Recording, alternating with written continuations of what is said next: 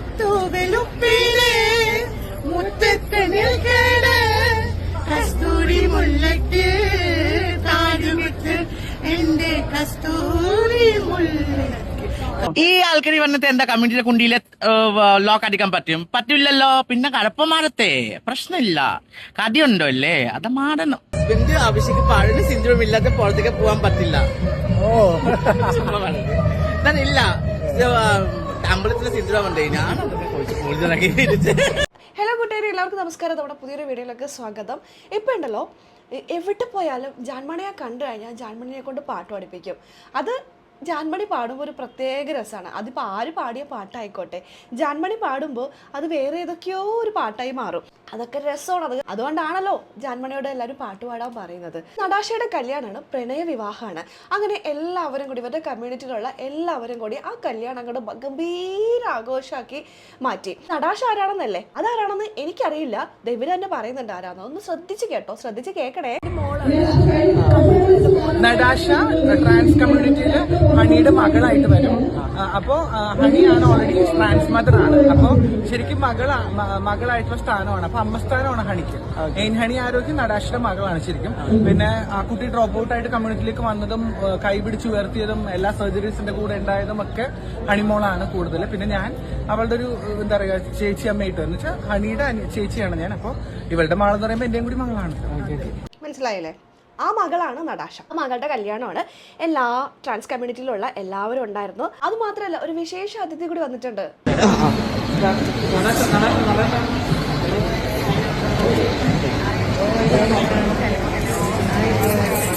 Hello hello വണക്കം.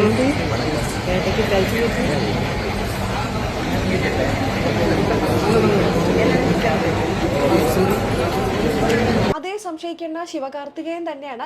പരാശക്തി എന്ന സിനിമയുടെ പ്രൊമോഷന്റെ ഭാഗമായിട്ട് ശിവകാർത്തികേയൻ നമ്മുടെ കേരളത്തിലേക്ക് എത്തിയിട്ടുണ്ട്. ഒരുപാട് പേര് വന്നിട്ടുണ്ട്. ശിവ കൂടി വന്ന് ദാ ഇവരുടെ കല്യാണമൊക്കെ ഗംഭീരമാക്കി മാറ്റി. ഇവരെല്ലാവരും കൂടി ഒരുമിച്ചിരുന്ന് ഫോട്ടോ എടുക്കുന്നു, ആഘോഷിക്കുന്നു. ഇതിൻ്റെ ഇടയിലാണ് കേട്ടോ ജാൻമണി എടുത്ത് ആരോ അബദ്ധത്തിൽ ചോദിച്ചു, ഒരു പാട്ട് പാടുമെന്ന്. ജാൻമണിയുടെ പാട്ടില്ലാതെ എന്ത് കല്യാണാഘോഷം? വേറെ ആരുമല്ല, പെണ്ണിൻ്റെ വല്യമ്മ, ചേച്ചിയമ്മ, അങ്ങനെ എന്തോ പറഞ്ഞില്ലേ. അതായത് ഹണിയുടെ മോളാണല്ലോ ഈ മണവാട്ടി. ഹണി എന്ന് പറയുന്നത് ഇവരുടെ മമ്മിയുടെ ചേച്ചിയാണ്, അല്ല അനീത്തിയാണ്. അപ്പോൾ വല്യമ്മ, പെണ്ണിൻ്റെ വല്യമ്മ, വല്യമ്മയാണ് ചേച്ചിയമ്മ, ചേച്ചിയമ്മ എന്നല്ല പറഞ്ഞ ആ ചേച്ചിയമ്മ. അപ്പോൾ നടാഷ എന്ന് പറയുന്ന മണവാട്ടിയുടെ വല്യമ്മ ഒരു പാട്ട് പാടാനായിട്ട് പറഞ്ഞു നമ്മുടെ ജാൻമണി അടുത്ത്. അപ്പൊ ജാൻമണി മനോഹരമായി പാട്ട് പാടിക്കൊടുക്കുന്നുണ്ട്. ഒരു കല്യാണ പാട്ട് പാടിക്കൊടുക്കുക.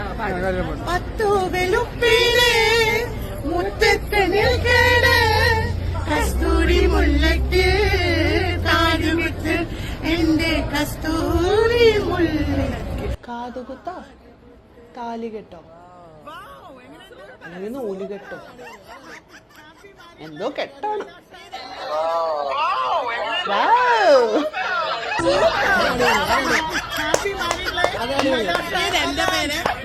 ഒരു കാര്യം പറയാം, ഈ എന്റെ പേര് എന്റെ സ്റ്റുഡന്റ് ആണ്.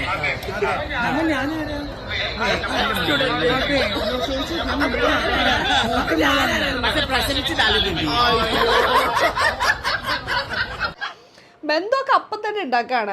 ആര് വേണമെന്ന് പറഞ്ഞാൽ മതി. നോക്ക് നോക്ക്, ജാൻമണിയുടെ എന്താ സിന്ദൂരമൊക്കെ തൊട്ടിട്ടുണ്ടല്ലോ.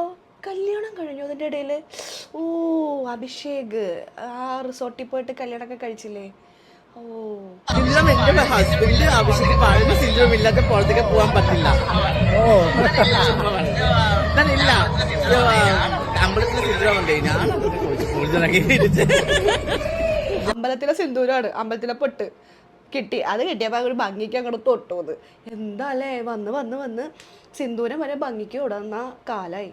ലുക്കിന് തൊട്ടാത്രേ. സാധാരണ സിന്ദൂരം തൊടുന്നത് ഞാൻ കണ്ടിരിക്കുന്നത് പാർവദേവി ഇങ്ങനെ ഗാർഡനിലൂടെ ഇങ്ങനെ പൂന്തോട്ടത്തിലൂടെ ഇങ്ങനെ നടന്നു പോകുമ്പോൾ അവിടെ വെച്ചിട്ട് ദേവി ഈ കുങ്കുമം എടുത്തിട്ട് നെറ്റിയിൽ തൊട്ടു. ഇത് ശിവഭഗവാൻ കണ്ടു, ഭഗവാൻ ചിരിച്ചു. അപ്പോൾ ഭഗവാൻ അനുഗ്രഹിച്ചു. ഈ ഭൂമിയിലുള്ള എല്ലാ സ്ത്രീകളും ചുമന്ന കുങ്കുമം നെറുകയിൽ തൊട്ട് കഴിഞ്ഞിട്ടുണ്ടെങ്കിൽ, സിന്ദൂര രേഖയിൽ തൊട്ട് കഴിഞ്ഞിട്ടുണ്ടെങ്കിൽ അവരുടെ ഭർത്താവിന് ദീർഘായുസ് ഉണ്ടാകട്ടെ എന്ന് അനുഗ്രഹിച്ചു. ദേവിയും ഭഗവാനും കൂടെ അനുഗ്രഹിച്ചു. അതിൻ്റെ ഭാഗമായിട്ടാണ് സിന്ദൂരം തൊടുന്നതെന്നാണ് ഞാൻ കേട്ടിരിക്കുന്നത്. ശരിയാവണമെന്നില്ല, ശരിയായിക്കൂടാന്നുമില്ല. ഇപ്പോൾ ഇതാ കല്യാണം കഴിയാത്തവർ പോലും അമ്പലത്തിൽ നിന്ന് കിട്ടിയ സിന്ദൂരം ചുമ്മാ തൊടാന്ന് ഒരു ലുക്കിന് വേണ്ടിയിട്ട്. ശരിയാ, അവിടെ കുങ്കുമം തൊടുമ്പോൾ ലുക്കല്ലേ. കാലം പോയൊരു പോക്കേ. ഇതിൻ്റെ ഇടയിൽ 2 ലക്ഷം രൂപ വില വരുന്ന സാരി എടുത്തുകൊണ്ട് ജാസി എത്തിയിട്ടുണ്ട്. ജാസി പറയുന്നത് എൻ്റെ സാരിക്ക് 2 ലക്ഷം രൂപയാണ്, പ്രത്യേകം പറഞ്ഞ് എനിക്ക് വേണ്ടി ചെയ്യിപ്പിച്ചാണ്. അതെന്തോ ആയിക്കോട്ടെ. ജാസി പിന്നെ അറിയാലോ, വായെടുത്താ ഇതേ പറയത്തുള്ളൂ. ഇതിന് 2 ലക്ഷം രൂപ. 2 ലക്ഷോ? ആയിക്കോട്ടെപ്പാ, 2 ലക്ഷം കൊടുക്കാൻ കപ്പാസിറ്റി ഉള്ളവർ 2 ലക്ഷത്തിന്റെ സാരി വാങ്ങിച്ചു കൊടുക്കട്ടെ. ജാസിയെ കണ്ടപ്പോൾ ഹെലനോ സ്പാർത്ത ജാസിയെ കുറിച്ച് പറഞ്ഞ സ്റ്റേറ്റ്മെന്റ്സ് ഉണ്ടല്ലോ, ഒരുപാട് നെഗറ്റീവ് കമന്റുകളും ആൾ ഇടുന്നുണ്ട്. അപ്പൊ അതിനെക്കുറിച്ച് നമ്മുടെ ജാൻമണി എടുത്ത് ചോദിച്ചു. ജാൻമണിയുടെ മറുപടിയാണ് കേട്ടോ. ഈ ആൾക്കാർ വന്നിട്ട് എന്താ കമ്മ്യൂണിറ്റിയിലെ കുണ്ടിയിലെ ലോക്ക് അടിക്കാൻ പറ്റില്ലല്ലോ. പിന്നെ കഴപ്പമാരത്തെ പ്രശ്നമില്ല, കടിയുണ്ടോ അല്ലേ, അത് മാറണം. ഞാനും ഹെലനോസ്പാട്ട എന്ന് പറഞ്ഞ യൂട്യൂബർ വളരെ അധിക്ഷേപിച്ചുകൊണ്ട് കമന്റ് ഇടുകയും ലാംഗ്വേജ് ഒരു അട്ടർ ലാംഗ്വേജ് ആളുകളുടെ I said no. Very third class. That called third class. Big ബോസിൽ അതേ ക്ലാസ് ഡിവിഷൻ, അവിടെ first class, second class, economic class ഒക്കെ ഉണ്ടായിരുന്നു. The same class, third class എന്നൊക്കെ. വീട്ടിലെ സ്വന്തം ഒരു ഫാമിലി ഉണ്ടായിട്ട് ആ വീഡിയോ വീട്ടുകാരി കാണൂല്ലേ, അവന്റെ അമ്മ അച്ഛൻ കാണൂല്ലേ, അവന്റെ ഭാര്യ കുട്ടികൾ ആരോ കാണൂല്ലേ, കാണും. സത്യത്തിൽ എനിക്ക് തോന്നുന്നു ജാൻമണിക്ക് ആരാണ് ഹെലനോ സ്പാർത്ത എന്ന് അറിയില്ലെന്ന് തോന്നുന്നു. അവൻ്റെ ഭാര്യ കാണൂലേ, അവൻ്റെ കുട്ടികൾ കാണൂലേ എന്നൊക്കെ ചോദിക്കുന്നത്. എന്തൊക്കെയാണെങ്കിലും ജാസിയുടെ ആ ഒരു വീഡിയോയ്ക്ക് താഴെ ഹെലൻ ഒരു കമൻറ്റ് ഇട്ടിട്ടുണ്ട്. ആ കമൻറ്റ് കൂടി ഞാൻ വായിക്കില്ല, നിങ്ങളത് വായിച്ചോളൂ, ഞാൻ വലുതാക്കി വെക്കാം.